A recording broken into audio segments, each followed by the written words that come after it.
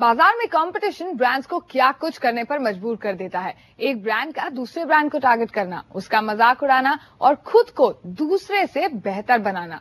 पर वो कहते हैं ना, प्यार और जंग में सब कुछ जायज है। लेकिन एडवर्टाइजिंग के कुछ नियम है जो इस इंडस्ट्री ने खुद ही बनाए हैं।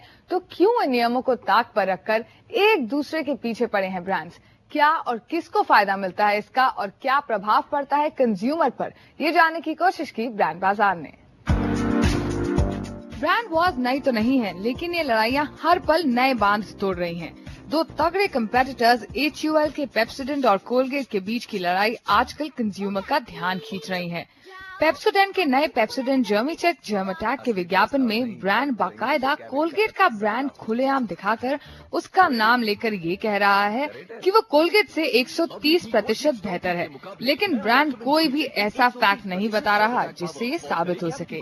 लोग मात्र एनिमेशन में लड़ते रोबोट्स पर क्या विश्वास कर पाएंगे? और सबसे बड़ी बात, ब्रांड ऐसा क्यों कर रहे हैं?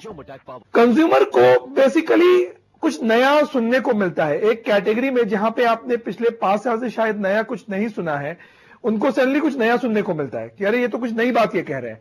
और कंज्यूमर ये नहीं देखता कि ये 130% बोल रहे हैं या 120% बोल रहे हैं। कंज्यूमर को लगता है यार इतना सीना ठोक करके इतने कॉन्फिडेंस के साथ अगर कुछ ये कह रहे हैं तो उसमें कुछ तो बाद में दम होगा। बर्तन भी साफ कर दिए। इससे कुछ समय पहले रैकेट बेनकाइजर ने अपना डेटॉल किचन लॉन्च किया, जिसके विज्ञापन में ब्रांड ने सीधे HUL के विम को टारगेट किया। और इसके जवाब में HUL ने उतारा लाइफ बॉय का नया कैंपेन, ये कहते हुए कि वो डेटॉल लिक्विड हैंड वॉश से बेहतर है। थोड़ा और पीछे झांकेंगे तो कई और ऐसे विज्ञापन मिल जाएंगे जिनमें नाम धुंधला करके म्यूट करके दूसरे ब्रांड यानी कंपेटिटर को टारगेट किया गया है, जैसे रिन और टाइड के विज्ञापन या फिर कोला वॉर पेप्सी और कोक के बीच, जिसे एक बार फिर हवा मिली पेप्सिको के एटम के विज्ञापन से, जिसमें थम्स अप को टारगेट किया गया है। पर क्या इस तरह के विज्ञापनों से ब्रांड्स को फायदा होता है?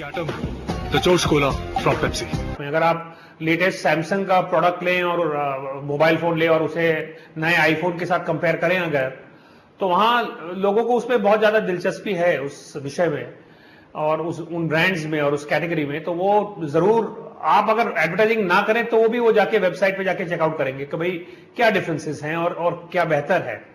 मगर जब टूथपेस्ट का जो मामला हुआ तो वो तो आप बाबा आदम के जमाने से आप इस्तेमाल कर रहे हैं, उसमें आपको ये मानना कि भाई एक टूथपेस्ट और दूसरे में कोई बहुत ही जबरदस्त कोई अंतर है, ये मानना मुश्किल है लोगों के लिए। टूथपेस्ट और डिटर्जेंट ब्रांड्स ऐसे होते हैं कि ये लोएस्ट कॉमन डिनोमिनेटर ब्रांड्स होते हैं। ये तो मार्केट में सबसे नीची वाली ब्रांड्स होती हैं जो हमेशा हर रोज हम खरीदते हैं और इस्तेमाल करते हैं। तो इन ब्रांड्स में इस पर ऐसा कोई असर नहीं पड़ता जहां पर कंज्यूमर की पे इम्पैक्ट इतना होता है कि वो सडनली अपनी कोलगेट छोड़ के पेप्सोडेंट के पास जाएगा, क्योंकि ये पेप्सोडेंट बोल रहा है मैं 130% इससे बेहतर हूं। लेकिन एक चीज ये करती है और वो चीज ये है कि ब्रांड्स की अवेयरनेस जो होती है उसको उठा देती है। कई बार ये भी देखा गया है कि ब्रांड्स एक दूसरे से बेहतर होने के दावे के साथ ही एक दूसरे का मजाक भी उड़ाते हैं। जैसे कुछ साल पहले HUL के क्लिनिक ऑल क्लियर शैम्पू के विज्ञापन में PNG हेड एंड शोल्डर्स के साथ किया गया, या फिर पिछले साल ही टाइम्स ऑफ इंडिया और द हिंदू के बीच अखबार में छपने वाली खबरों को लेकर जंग छिड़ी, जो काफी मजेदार भी थी। इसी तरह मोबाइल फोन ब्रांड सैमसंग और माइक्रोमैक्स के बीच अंकल और आंटी वाले विज्ञापन भी काफी चर्चा में रहे। तो साबित ये होता है कि ऐसे विज्ञापनों से और कुछ हासिल होना हो, ब्रांड अपनी तरफ लोगों का ध्यान तो खींचता ही है। When you know कि लोग अपने आप they will not tune in, then through a controversy लगता है कि कुछ उन्होंने so you try and get attention, but the point is that it's the success rate of a strategy like this is low and it is diminishing. तो यानी एक बार आपने किया, दूसरी बार किया, बार बार आप यही करते रहेंगे तो ऐसे भी लोगों को इंटरेस्ट नहीं रहेगा। ग्राहक ऐसे होते हैं, उनको झगड़े अच्छे लगते हैं और इस हिसाब से उनका इंटरेस्ट जो होता है ये ब्रांड्स के पीछे थोड़ा ज्यादा हो जाता है। और दूसरी बात यह है कि एडिटोरियल इंटरेस्ट बहुत हो जाती है, तो इन ब्रांड्स को फ्री पब्लिसिटी मिल जाती है। थोड़ा बहुत जरूर ट्रायल्स में चेंज आता है, उसके बाद ऑब्वियसली आपके प्रोडक्ट में, आपके ब्रांड में वो दम होना चाहिए कि जो कंज्यूमर आया आपको ट्राई करने के लिए, आप उनको वापस रोक पाते हैं अपने ब्रांड में कि नहीं। इस तरह के विज्ञापनों के सबसे ज्यादा उदाहरण टीवी पर ही देखने को मिलते हैं, क्योंकि टीवी ज्यादा से ज्यादा लोगों तक ये बात पहुंचाता है।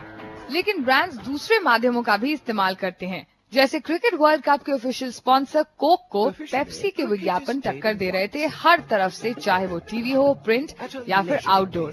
सभी जगह there is nothing official about it का बोलबाला था।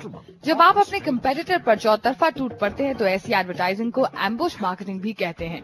हालांकि ब्रांड्स के पास ये आजादी है कि वो अपने आप को किसी दूसरे से बेहतर बताएं, लेकिन नियमों के अनुसार इस दावे को साबित करने के लिए उसे ठोस फैक्ट और डेटा देना जरूरी है। शिवानी खरत, मुंबई। कोलगेट और पेप्सोडेंट का यह झगड़ा कोर्ट तक पहुंच गया है। HUL ने पेप्सोडेंट का अपना ऐड 9 अगस्त को लॉन्च किया, जिसके बाद काफी सारी छुट्टियां होने की वजह से ये ऐड जमकर चला। अब दिल्ली हाई कोर्ट में कोलगेट ने केस फाइल कर दिया है, लेकिन अभी तक इस पर कोई भी ऑर्डर नहीं आया है। इससे पहले भी ब्रांड्स के इस तरह के झगड़े कोर्ट तक पहुंचे हैं। क्रेडिट इंफॉर्मेशन ब्यूरो यानी सिबिल ने